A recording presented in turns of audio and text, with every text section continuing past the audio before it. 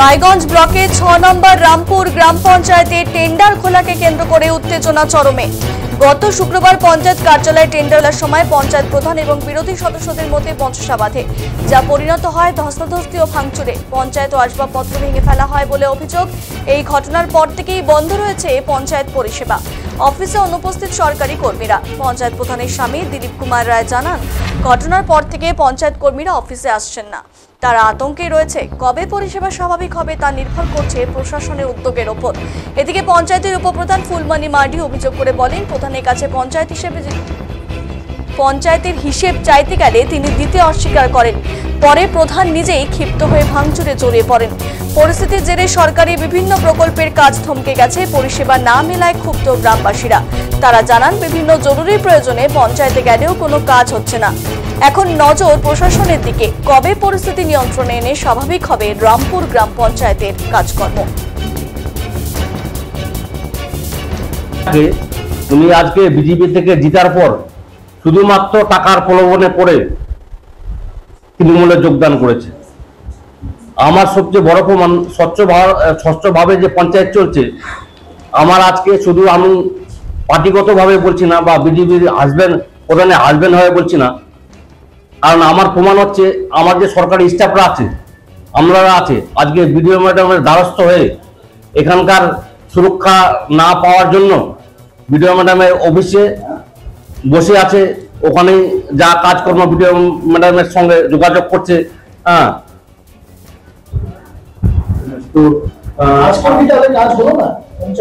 না, পঞ্চায়েতের যে যারা আমার পার্মানেন্ট স্টাফ আছে তারা নিরাপত্তাহীনতায় ভুগছে।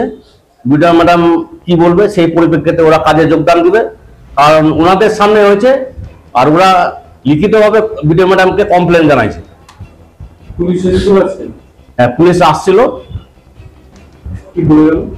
পুলিশ আসে, ওই দেখে গেল, সবকিছু দেখে গেলে এখন কি রিপোর্ট দিবে সেই আশায় আমরাও আছি, যেন ন্যায্য বিচার পাই। ন্যায্য বিচার না পেলে আমরা আমাদের মতো আন্দোলন করব। প্রয়োজনে আমরা পঞ্চায়েতের সামনে ধর্নায় বসবো। স্বচ্ছ বিচার না পেলে আমরা যতদূর লড়তে হয় লড়বো। হ্যাঁ, অবশ্যই নিরাপত্তাহীনতায় ভুগছে। আমার স্টাফ গুলো আসছে না। একটা বিষয় হচ্ছে যে এই অচলাবস্থা কবে কাটবে তাহলে কি এখনো নিশ্চিত কিছু বলতে পারছেন? আমরা এখন বিডিও ম্যাডামের উপরে নির্ভর করে আছি। হ্যাঁ, প্রশাসনের উপরেই নির্ভর করে আছি। বিচার যদি না পাই, কারণ এরপরে যদি আবার ওরা কোনো অঘটন না ঘটায়, সেটাই আমাদের এখন দেখার ব্যাপার। দেখুন, আজকে যে আমাদের পঞ্চায়েতটা বন্ধ আছে, পুনরায় হচ্ছে এটা সবকিছু প্রধানের জন্যই।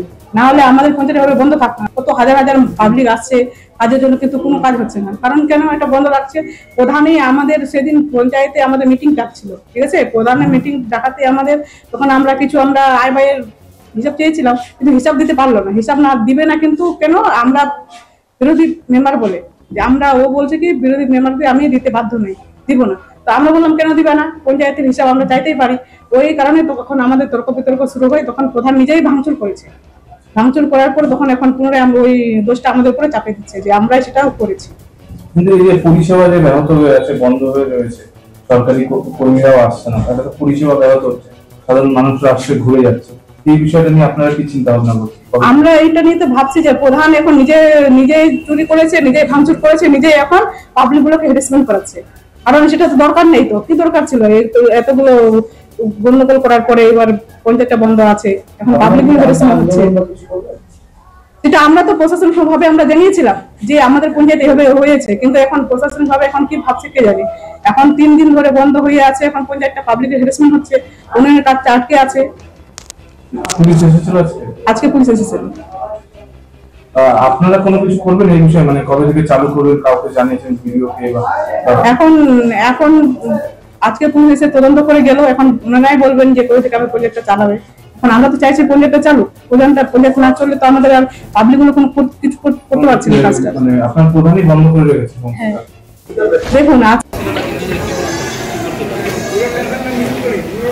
পঞ্চায়েতে এসেছিলাম আমি একটা কাজের বিষয়ে, কিন্তু আমার তো জানা ছিল না যে পঞ্চায়েত এরকম স্থগিত হয়ে আছে। কি কারণে হয়েছে সেটা তো বলতে পারবো না। কি কাজ আসছে? আমি ওয়ারিস দেখছেন যে কোনো কাজ না, একদম অফিস টফিস সবই বন্ধ হয়ে পড়ে আছে। কবে আসতে বলেছে? ওটা তো বলেনি কেউ। সরকারি যারা কর্মী আছে তাদেরকেও দেখছি না, কেউ নেই। এরকম যদি চলতে থাকে তাহলে তো আমাদের সাধারণ মানুষ পরিষেবা থেকে ব্যাহত হচ্ছি। আমার তো প্রয়োজন পঞ্চায়েতে।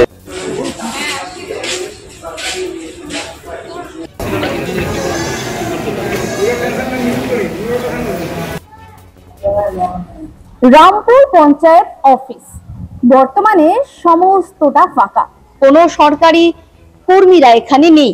শুক্রবার এই অফিসে ভাঙচুর হয়, তারপর থেকেই 4 দিন অতিবাহিত হয়ে গেলেও অফিসের কাজকর্ম পুরো বন্ধ। একটু ভেতরটা দেখাবো আমি। সমস্ত ঘর যেখানে রয়েছে প্রধান এবং উপপ্রধান তাদের ঘর বন্ধ, এবং গত শুক্রবার এখানে অভিযোগ উঠেছে বিজেপি প্রধান, তারা অভিযোগ করছে তৃণমূল সদস্যরা অফিস ভাঙচুর করে। পাল্টা অভিযোগ তৃণমূলের যে এই অফিসে বিজেপি প্রধান এবং তার কর্মী সদস্যরা এই অফিস ভাঙচুর করে। এই ঘটনায় রীতিমতো রাজনৈতিক চাপানোতরের সৃষ্টি হয় এবং নিরাপত্তাহীনতায় ভুগছে বলে জানান কর্মীরা, তাই তারা কাজে আসছেন না। আর এই সবের মধ্যে পরিষেবা ব্যাহত হওয়ায় ক্ষতিগ্রস্ত হচ্ছে সাধারণ এলাকাবাসীরা। এলাকাবাসীদের অভিযোগ তারা আসছে, তারা ঘুরে যাচ্ছে, কারণ এইখানে কোনো রকম কাজ হচ্ছে না। কবে এই সমস্যার সমাধান হবে, কবে রামপুরের এই এলাকাবাসীরা এই অফিস থেকে পুনরায় তারা কাজ করতে পারবে তা কিন্তু সময়ের অপেক্ষা। রায়গঞ্জ থেকে পাপিয়া সাহা, ডিজিটাল বাংলা।